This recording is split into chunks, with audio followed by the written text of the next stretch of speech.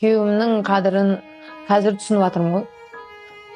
Не қыласың, істемей отырса демалып жат үйде, бала шағаңа қара десе, жоқ мен істеймін деймін да. Көп оның менің жетінемше асырап отқаны маған жеткіліксіз болатын да. Күйеуімді қадағалап, қашан келесің, қашан тұрасың, үйге келсең маған мені құшақтамайсың, мені үйтпейсің, көшеге неғып шығып кетесің. Маған бетіме қарап отырса, ол мені жақсы көреді деп ойлағанмын ғой.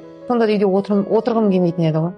Күйеуім асырап жатырмын ғой, сені не жетпейді саған, отыр дейді ғой. Ертең істейсің, уақыт келеді, сол кезде бәрін өзің істейсің деп айтатын еді.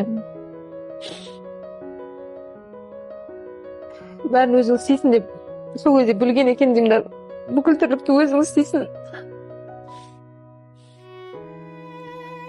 Не қыласың, істемей отырса демалып жат үйде, бала шағаңа қара десе, жоқ мен істеймін деймін да. Ішім пысты, мен іші пысқаннан еркен қатын болып базарға барып күніге бір базарға барып келсең, уақытыңды өткізесің деп ақша тастап кетеді ғой. Кейін уже күйеуім қайтыс болғаннан кейін мен бәр нәрсе, ауыртпашылықтың бәрі өзіме қалды ғой. Барлық нәрсені өзім шешетін болып кеттім да. Бір күнде 3 бала шағам, 3 жақтан біреу ауырады, біреу бір нәрсе болады, біреуінің тамағы дейді, біреуінің садигі, біреуінің мектебі. Жынды болып кетейін деп күйеуімнің қадірін сол кезде түсінгенмін. Толықтай ақпаратты Telegram арнамыздан аласыз.